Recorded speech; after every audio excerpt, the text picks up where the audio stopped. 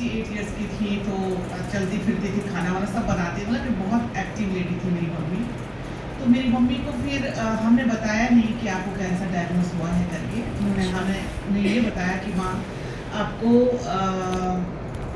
Ulcer, बहुत severe ulcer हो गया है और जिसका आपको ऑपरेशन करना पड़ेगा और जिसका आपको ट्रीटमेंट लेना पड़ेगा। फिर हमने मेरी मम्मी को तुरंत हॉस्पिटल में एडमिट कराया और डॉक्टर को दिखाया। बहुत अच्छे डॉक्टर थे उन्होंने, और उस डॉक्टर को रायपुर के बड़े माने हुए डॉक्टर हैं, हालांकि वो गवर्नमेंट डॉक्टर हैं, गवर्नमेंट हॉस्पिटल में हैं। उन्होंने मेरी मम्मी को हमें कहा कि इनका ऑपरेशन करना पड़ेगा। पैट स्कैन कराया गया। उस समय में सारा जानी, मुझे ये पता नहीं था कि पैट स्कैन भी है, और ये सारी जांचों के बारे में मुझे पता चला। और जब उनको दिखाया गया तो उन्होंने, डॉक्टर ने कहा कि इनका ऑपरेशन हो सकता है, वो ठीक हो सकती है। 29 अगस्त को मैं यहाँ से गई क्योंकि उनका ऑपरेशन था। तो मैं जैसे ही पहुँची उनको ऑपरेशन थिएटर में लेकर गया, और वहाँ जाने के बाद हम सारी फैमिली वहाँ पे हैं।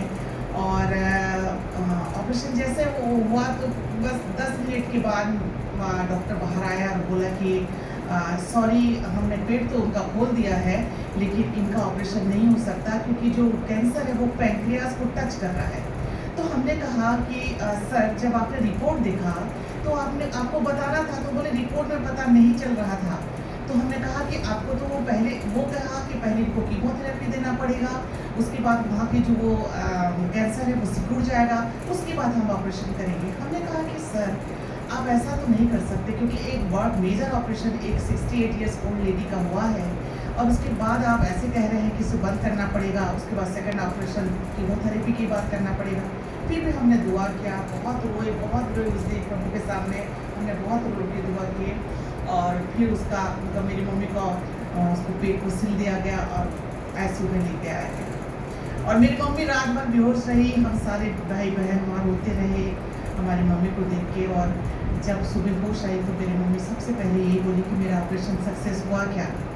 हमारा परिवार सारा ये डिसाइड कर लिया था कि हम अपनी मम्मी को नहीं बताएंगे कि तेरा ऑपरेशन नहीं हुआ। हमने अपनी मम्मी को यही बताया कि माँ, आपका ऑपरेशन हो चुका है, सक्सेस भी हो गया है, प्रभु ने चंगाई दी है, लेकिन कुछ वहाँ पे है जिसकी वजह से आपको क्या है कि कीमोथेरेपी देना पड़ेगा, और इसके लिए आप मेंटली प्रिपेयर हो जाओ। उन्होंने कहा ठीक है, मैं बिल्कुल कीमोथेरेपी के लिए तैयार हूँ। आप बिलीव नहीं करेंगे, मेरी मम्मी कम से कम 12 कीमोथेरेपी लगी। मैं आप लोगों को काश में पिक्चर दिखा सकती। मेरी मम्मी जैसी थी, मेरी जैसी हड्डी कट्टी थी, और मेरी मम्मी एकदम दुबली पतली हो गई कीमोथेरेपी के दौरान, पूरे बाल झड़ गए। और मैं इसके बाद में आप लोगों को मेरी मम्मी का पिक्चर दिखाऊंगी। एकदम हम सब जानते हैं जब कीमोथेरेपी होता है तो सिर के बाल पूरे झड़ जाते हैं। मेरी मम्मी का पूरा बाल झड़ गया।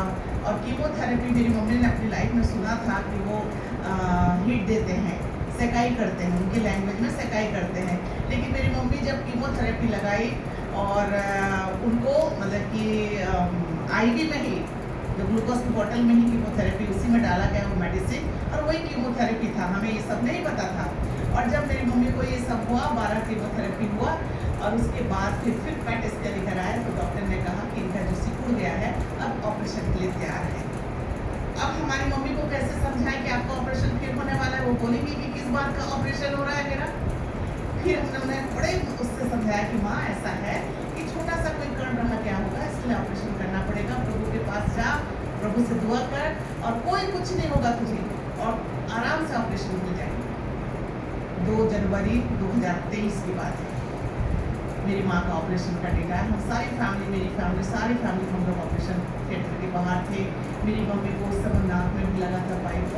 बहुत दुखदायी स्थिति था, मैं बता नहीं सकती। और उस डॉक्टर ने कहा कि मैं इनका ऑपरेशन मैं करूँगा। बिल्कुल आप चिंता न करिए, प्रभु हमारे साथ है, वो ऑपरेशन को जरूर सक्सेस करेगा। हमने कहा चलो इस एज में सेकेंड ऑपरेशन, इतना कीमोथेरेपी के बाद में। और मेरी मम्मी का ऑपरेशन हुआ। मेरी मम्मी का ऑपरेशन हुआ, फिर जो पेट में जो कैंसर का जो डिसीज हुआ था उसको पूरा निकाल दिया गया, एक डब्बा में भर के हमें दिखाया गया। मैं फोटो खींच के भी रखी उसका। और उसके बाद फिर मेरी मम्मी को आईसीयू में रखा गया। मैं 8-15 दिन हम उनके साथ थी, और उनको डिस्चार्ज करके घर में लाया गया। प्रिय सिस्टर, मैं आप सबको बताना चाहती ट्रैवल करती है अकेले। प्रेज मेरी मम्मी जीसस। खाना बनाती है। मेरी मम्मी के बाल हमारे बालों जैसे आ गए हैं। Oh great. प्रभु ने कितना बड़ा चंगाई, मैं बार बार सोचती हूँ कि प्रभु कितना बड़ा चंगाई किया हमारे घर पे। और मैं जहाँ भी जाती हूँ, जहाँ मैं अगर प्रचार करने के लिए भी जाती हूँ, तो वहाँ मैं ये घटना बताती हूँ कि निराश मत हो, प्रभु चंगा करने वाला है। उस दिन हमें लगा। और अभी मेरी मम्मी तेनाली गई थी, जहाँ मैडम का ससुराल है। कल मुझे पता कि मैडम का ससुराल है वो तेनाली, मेरी छोटी वाली बहन का ससुराल है। तेलुगु से शादी करी है, तेलुगु। तो उनका कुछ फंक्शन था, तो मेरी मम्मी ट्रेन से ट्रेवल करके वहाँ गई थी और मस्त जूड़ा बना के गजरा लगा के, तेलुगु वाले गजरा लगाते हैं, फोटो खींच के मुझे भेजी थी। और खाने वाने, और फिर हमने टाइम टू टाइम हर चौथे महीने में डॉक्टर ने कहा है आप पैट स्कैन करवाइए और मुझे दिखाइए। जब भी वो पैट स्कैन कराती है, रिपोर्ट उनका नॉर्मल आता है, कहीं स्प्रेड नहीं हुआ है, कुछ नहीं है, जहाँ है वहीं स्थित है। तो प्रभु को इस बात के लिए मैं धन्यवाद देती हूँ और आपसे सबसे कहती हूँ कि जब भी आपके जीवन में परेशानी आती है और जब भी आपको ऐसा लगता है कि सब कुछ खत्म हो चुका है, लेकिन उसकी हाथ हमारे सिर पर है।